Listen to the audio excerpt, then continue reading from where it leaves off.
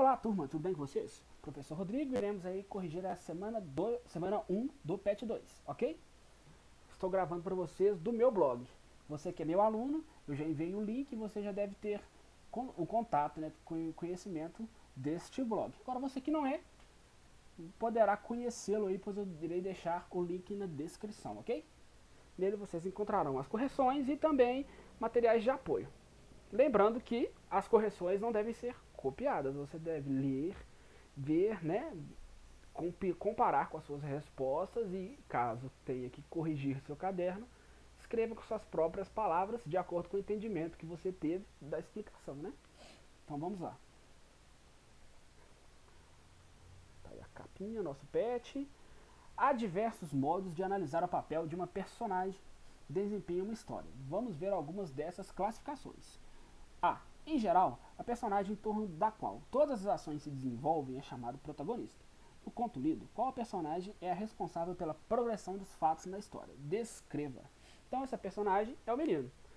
Ele era miúdo, sonhador e escrevia em versos.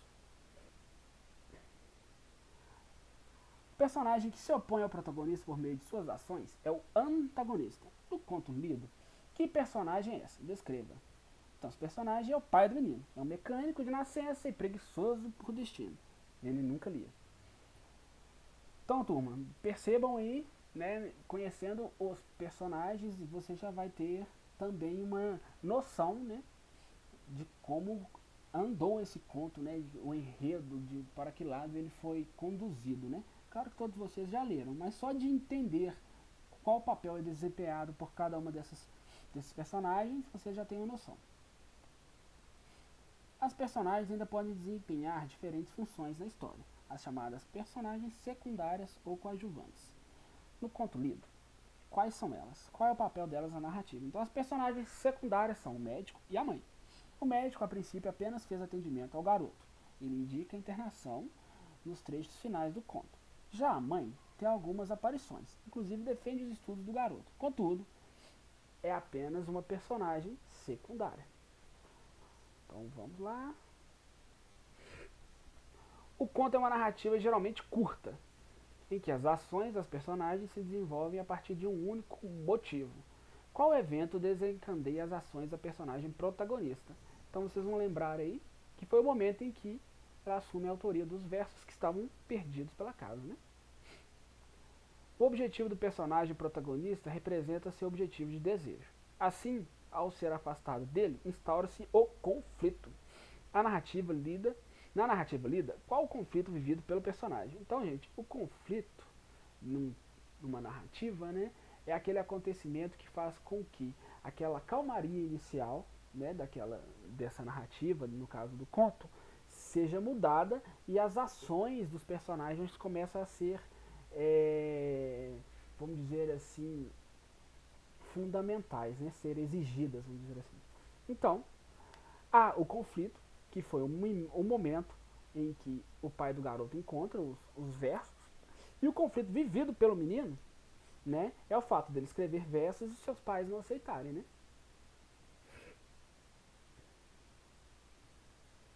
O fato do menino escrever em versos incomoda bastante seu pai. Por quê? O pai considerava o fato do filho escrever em versos uma das coisas de estudo mais perigosas.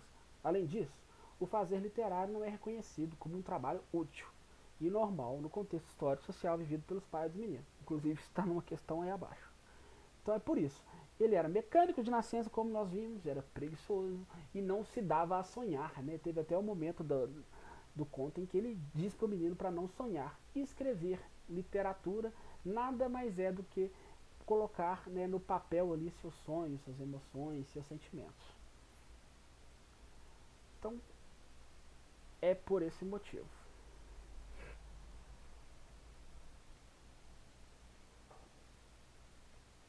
Quando o conflito chega a um ponto máximo, o conto atinge seu clímax. A partir daí, não há qualquer outra ação que complique ainda mais a situação. Na narrativa lida, quando isso ocorre? Então, gente, como podemos perceber aí, há o início do conto, onde as coisas estão na calmaria. Daí, há o conflito, que desencadeia várias ações, e aquilo vai, né, vamos dizer assim, pegando fogo, né? O conto vai chegando ao seu clímax, que é aquele ponto máximo, né, de tensão, de ação, e daí ele já vai descendo de novo para chegar aí no seu fim, entenderam? Então, no nosso conto, isso ocorre quando o menino é levado ao médico após assumir a autoria dos versos. E por que o médico sugeriu que o menino fosse internado na sua própria clínica? Então, ele queria que o menino fizesse a leitura dos versos escritos por ele diariamente. Então, essa internação foi um pretexto, né, gente? Resolvido o conflito, bem perto do final do conto, uma nova situação se estabelece e põe fim à história. É o momento do desfecho ou do deslanche. Na história lida, qual situação estabelece a resolução do conflito? Então, o conflito se resolve quando o médico decide que a família deve internar o garoto. A narrativa tem um final esperado ou surpreendente. Explique. Foi surpreendente, né?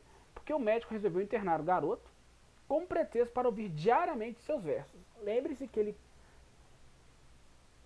interna o garoto no seu próprio consultório. Vamos lá, questão número 4.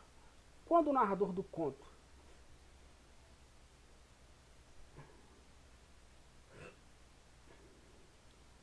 Quanto ao narrador, no conto O Menino Escrevia Versos, a história é contada por alguém que não participa da história. Quer dizer, o narrador não é personagem do conto.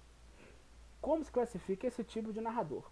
Que outras características lhe são conferidas? Então ele é um narrador observador. Ele narra os fatos em terceira pessoa, não participa deles, mas apenas observa todos os acontecimentos. Ok? Sobre o foco narrativo, é correto afirmar que, acabamos de responder, ele está em terceira pessoa. De acordo com o texto, é correto afirmar que o menino é limitado em suas habilidades e, por isso, precisa ser protegido pelo doutor que o acolhe e o incentiva. A sociedade valoriza pessoas que se dedicam à literatura. A literatura ameaça as classes dominantes e, por isso, o doutor procura meios para controlar a produção do menino. O fazer literário não é reconhecido como um trabalho útil e normal no contexto histórico e social vivido pelos pais dos meninos. A literatura é vista pela família como uma área importante na formação do sujeito. Então, gente, como nós podemos ver na leitura, a resposta é a D. Muitos de vocês, meus alunos, responderam a A. Mas o que é a diferença aí entre por que eu marquei a D e não a A, né? Qual o motivo? Então, o que acontece? Olha só, o menino é limitado em suas habilidades e, por isso, precisa ser protegido pelo doutor que o acolhe e incentiva. Ele realmente, na família, pelo fato deles não considerarem o fazer literário algo importante, ele seria limitado. Porém, ele não foi acolhido e protegido pelo doutor que estava o incentivando. O doutor queria ouvir os versos, por isso o trouxe para perto, né? Então, já que a gente está respondendo uma pergunta que é uma compreensão do texto, né, de acordo com o texto, então no texto não fala que ele tem que ser protegido, acolhido e incentivado. O que a gente percebe é o quê? Que o fazer literário não é útil e nem normal no contexto vivido pelos pais do menino. Ok? Então, turma, essa foi aí a correção. Espero que vocês gostem. Vou pedi-los que sigam o canal, que curtam o vídeo e que dessa forma vocês também terão, né, acesso aos novos conteúdos. Lembre-se de entrar no blog, pois lá eu deixarei também, né, novidades aí e materiais sobre as próximas semanas. Forte abraço para todos vocês aí, até mais. Fui!